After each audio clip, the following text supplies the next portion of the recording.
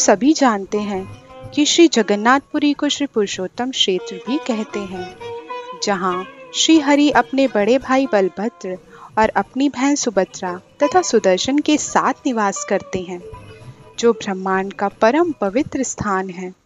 जगन्नाथपुरी स्थान को वितलाम्बन क्षेत्र भी कहा जाता है।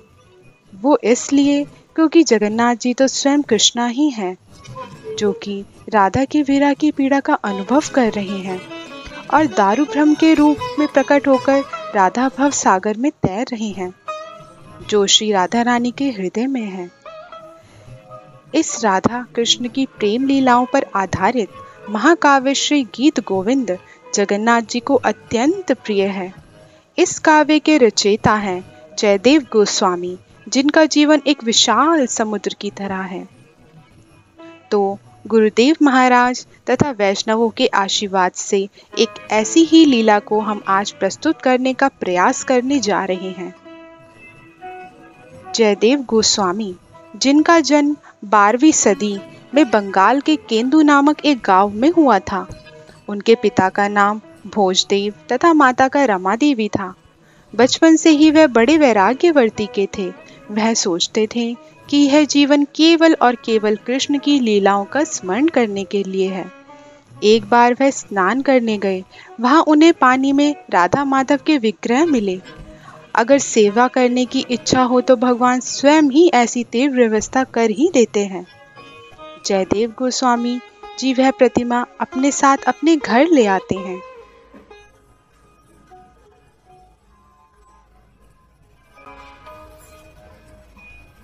हे गोविंदा हे गोपाल, केशव माधव दीन दयाल।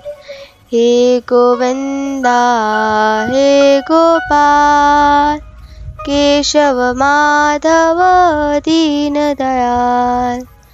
दीन दयाल दीन दयाल, केशव माधव दीन दयाल। हे गोविंदा हे गोपाल, केशव माधव दीन दयाल। वत्स जयदेव, मैं गंगा। प्रणाम माता गंगा। आप भगवान श्री कृष्ण के शुद्ध भक्त हैं। आपकी भक्ति ने मुझ जैसी तीर्थ को आकर्षित कर लिया है, इसलिए अब आपको इतनी दूर नदी में स्नान करने के लिए जाने की कोई आवश्यकता नहीं। मैं स्वयं आपके घर के पास जो कुआं है उस पे वास करूंगी, तुम वही स्नान कर लेना। यह तो आपका प्रेम है माते। आपकी इच्छा है तो मैं यहीं पास के कुएं में स्नान कर लूंगा। प्रणाम। माता गंगा वहां से चली जाती हैं और फिर एक दिन श्री जयदेव जी के मन में आया कि मैं अपने अंतर्मन में प्रभु की लीलाओं का दर्शन करता हूँ। क्यों ना मैं इनका गुणगान करूं और वाणी पवित्र करूं। और प्रभु का अनुग्रह होता है तो सारे संसार का कल्याण ही होता है। यह सोचकर जयदेव गोस्वामी जी दशावतार का गान करना प्रारंभ करते हैं।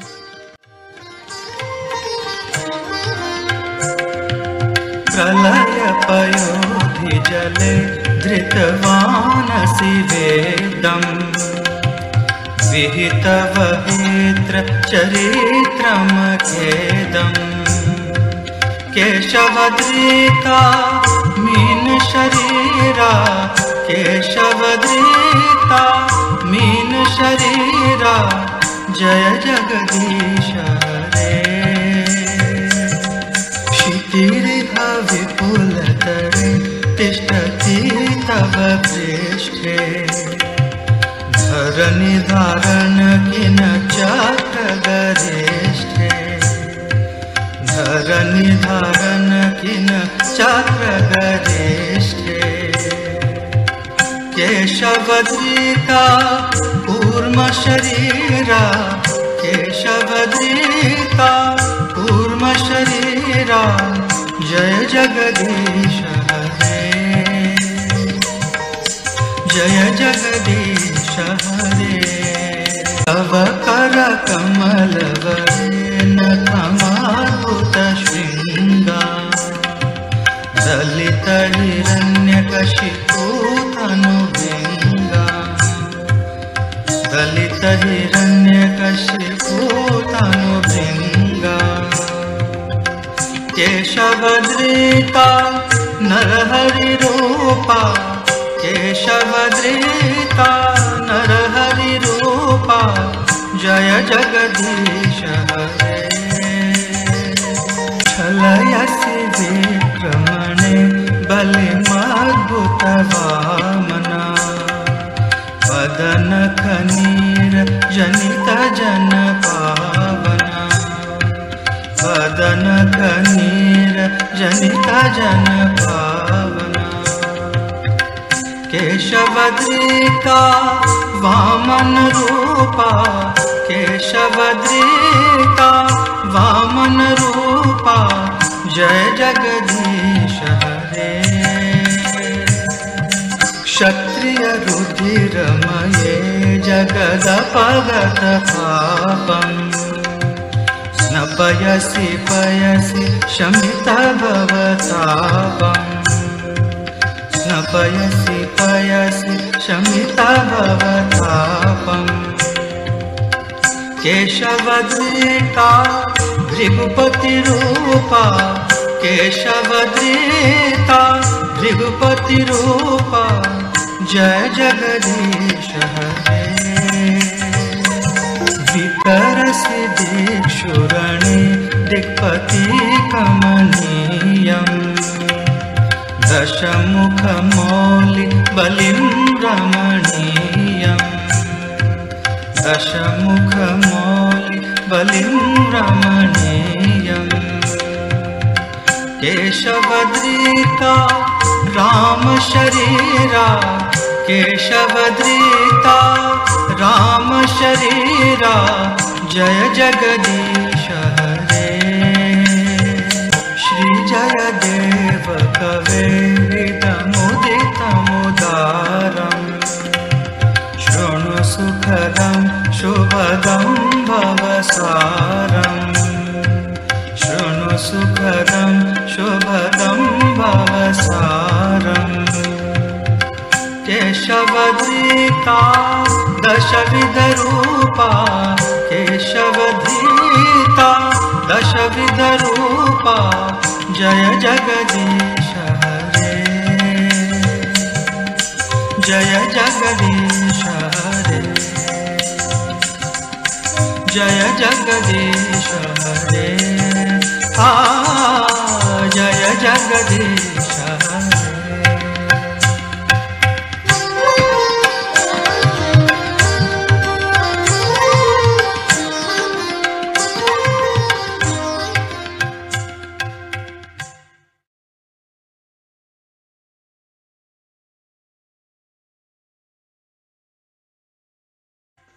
श्री जयदेव गोस्वामी रचित दशावतार स्तोत्र बड़ा ही प्रसिद्ध हुआ। बंगाल के राजा लक्ष्मण सेन को भी रोमांचित कर गया।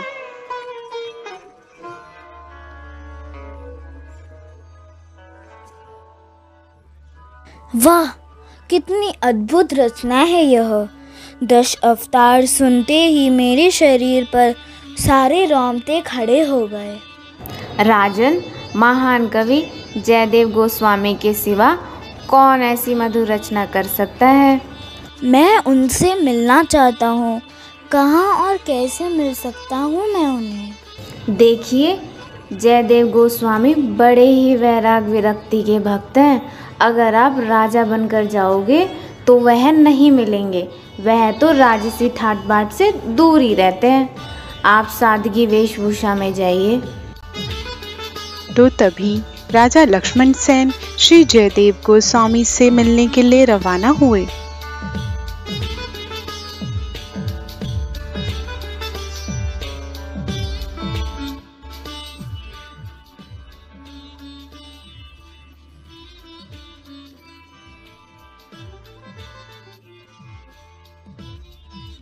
प्रणाम, मैं यहाँ का व्यापारी हूँ।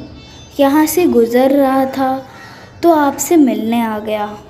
वास्तविक में आप लगते तो राजा ही हैं, परंतु वस्त्र तो आपने सादे ही पहने हैं। हाँ, ऐसे ही छोटे से राज्य का राजा हूँ।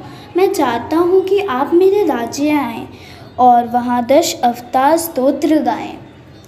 इससे हमारे राजपाट की शोभा बढ़ेगी। राजा, आप क्या समझते हैं कि मैं लोकप्रियता के लिए गाता हूँ? आप मुझे नहीं खरीद सकते। क्षमा कीजिए, मेरे कहने का तात्पर्य वह नहीं था। हमारे राज्य के पास एक सुंदर स्थान है, चंपाहटी। आप वहाँ निवास कर सकते हैं। मैं वहाँ आकर गीत का श्रवण करूँगा। राजा, मैं आपकी परीक्षा ले रहा था। वास्तविक में आपको राजा होने पर भी तनिक भी अहंकार नहीं है। आपका हृदय एक भक्त का हृदय है, इसलिए मैं आपके प्रस्ताव से सहमत हूँ। आप जब भी मेरे पास आएंगे, मैं आपकी और जगन्नाथ जी की प्रसन्नता के लिए 10 अवतार स्तोत्र गाऊंगा। इस प्रकार हम देखते हैं कि श्री जयदेव गोस्वामी वैराग्यवर्ती के तो थे ही, साथ ही निर्भय और अनासक्त भी थे। राजा लक्ष्मण सेन की विनती को मान्य करके वह चंपाहटी में ही रहने लग गए। एक दिन जब जयदेव गोस्वामी चंपाहटी के सुगंधित चंपा के फूलों से अपनी राधा माधव की सेवा करने जा रहे थे, तो उन्होंने चंपा के फूलों के बीच सुवर्ण कांति धारण किए हुए श्री चैतन्य महाप्रभु के दर्शन किए। भक्त जयदेव, मैं आपके राधे गोविंद का संयुक्त रूप हूँ। मैं स्वयं कृष्ण और राधा रानी का भाव लेकर आज से 300 साल बाद इस नदीप में प्रकट हो जाऊंगा। आपका गीत गोविंद जब पूर्ण हो जाएगा, तब मैं इसका रसास्वादन करूंगा।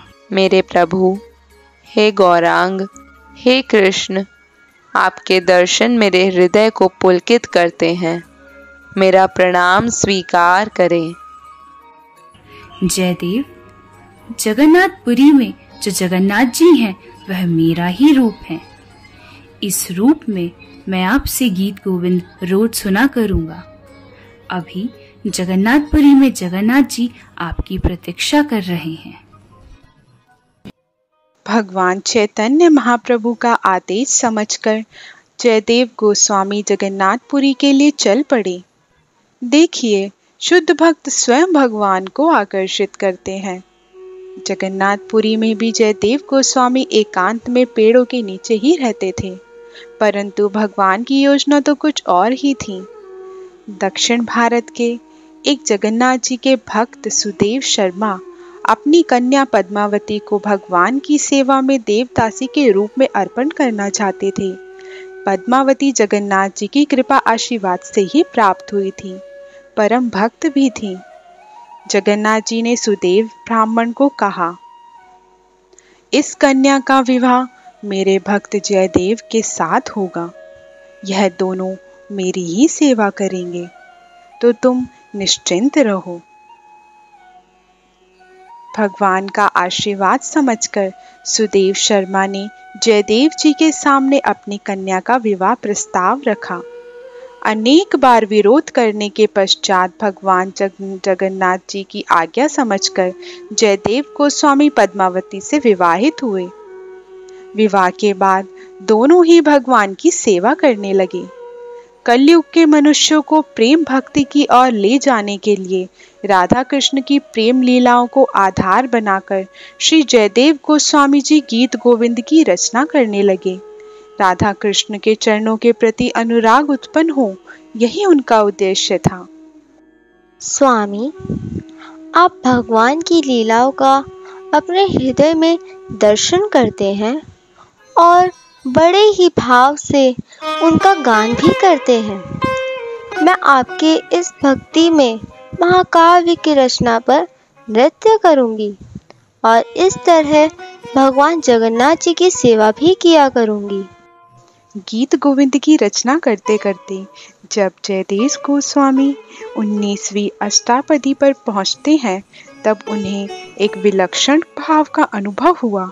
वह सोचने लगे कि इस भाव को संसार में मैं कैसे प्रकट करूं कि श्याम सुंदर विराग के भाव में हैं और राधा जी से प्रार्थना कर रहे हैं। मैं हृदय में दर्शन कर रहा हूँ कि कृष्ण राधा जी का मान भंग करने हेतु उनके चरणों को अपने मस्तक पर धारण कर रहे हैं। परंतु भगवान के चरण तो सभी भक्तों का आश्रय स्थान है, इसलिए वह स्तुति करने योग्य भी है। अगर भगवान राधा जी के चरणों को अपने मस्तक पर धारण कर रहे हैं तो सब लोग उसे स्वीकार नहीं करेंगे, क्योंकि कृष्ण तो वे हैं जिनका दर्शन ब्रह्मा, नारद, रुद्र और सभी देवताओं के लिए दुर्लभ है। तो मैं यह कैसे लिख सकता हूं? स्मर गरला खंडनम मम शीरसि मंडनम देहि पाद पल्लवम उदारम श्री राधे। कृष्ण राधा रानी की सेवा के लिए तत्पर है। मैं कैसे लिख सकता हूं यह? पद्मावती, जिस पद की मुझे स्फूर्ति हुई है उसे लिखने में मैं बड़ा संकोच कर रहा हूं। मैं अभी गंगा स्नान करके आता हूं।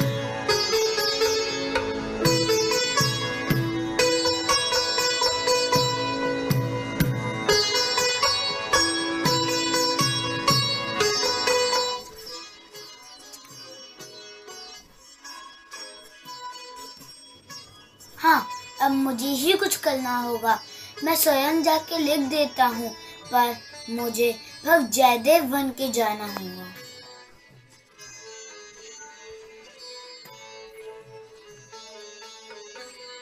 स्वामी, आप तो बड़े ही शीघ्रता से लौट आए। हाँ पद्मावती, मन में एक भाव आया तो सोचा उसे शीघ्र ही लिख दूं, कहीं विस्मरण ना हो जाए। मेरी पोथी तो लाकर दो जरा।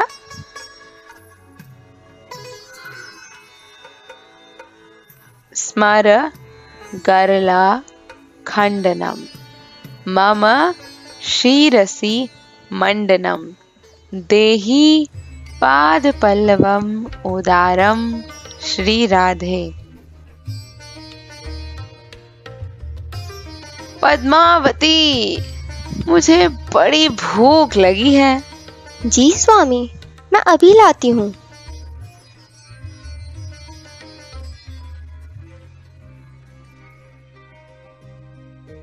पद्मावती, भोजन तो बड़ा ही स्वादिष्ट था। तुम बड़े ही समर्पण से सेवा करती हो। मैं अभी आता हूँ।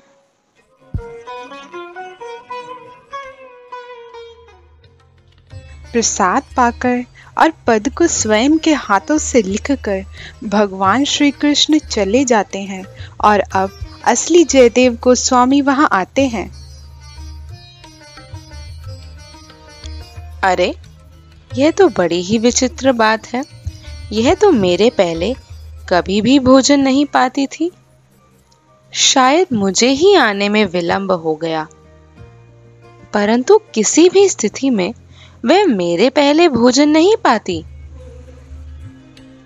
पद्मावती, क्या आज इतनी भूख लग गई कि मेरे पहले ही भोजन पा लिया? कैसी बातें कर रहे हैं प्रभु?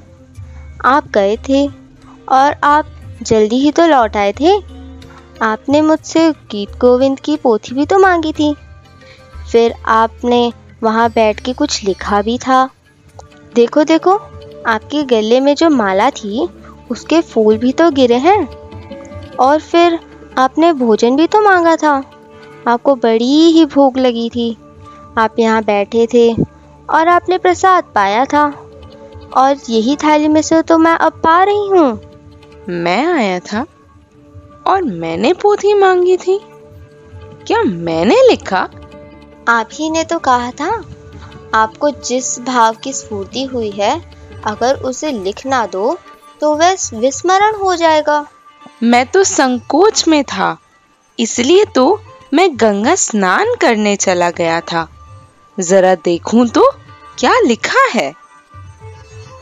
स्मर गरला खंडनम मम शीरसि मंडनम। पद्मावती, देखो तो कितनी सुंदर लिखावट है। यही तो लिखने में मैं संकोच कर रहा था, परंतु पद्मावती स्वयं कृष्ण ही आए थे और उन्होंने ही लिखा है। पद्मावती, पद्मावती, तुम बड़ी ही सौभाग्यशाली हो। तुम्हारे हाथों से उन्होंने भोजन पाया, तुम्हें उनके दर्शन मिले, उनकी सेवा मिली। तुम धन्य हो, तुम धन्य हो पद्मावती। जिस थाली में तुम भोजन पा रही हो, अरे वे भगवान का ही उच्छिष्ट है। मुझे भी दो। आप ये क्या कह रहे हैं स्वामी? तुम इतनी शुद्ध भक्त हो, मैं गीत गोविंद लिखता हूँ। तुम मेरी सेवा करती हो, सहायता करती हो, इसलिए कृष्ण तुम्हारे पास आए।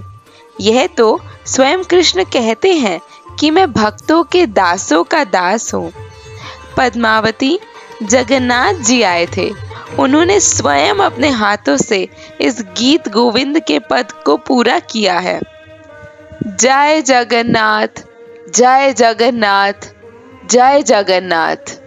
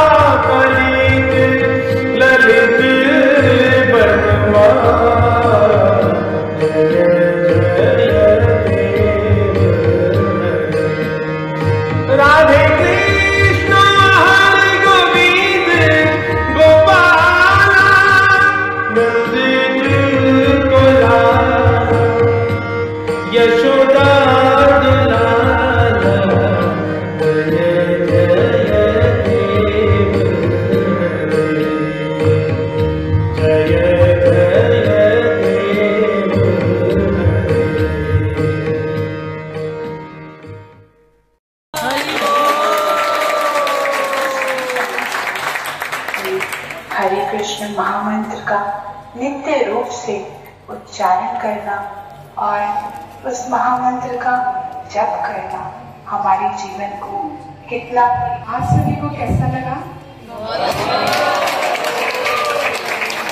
अब मैं सभी किरदारों का आपसे इंट्रोड्यूस करा देते हैं जिन्होंने बहुत ही मेहनत की है।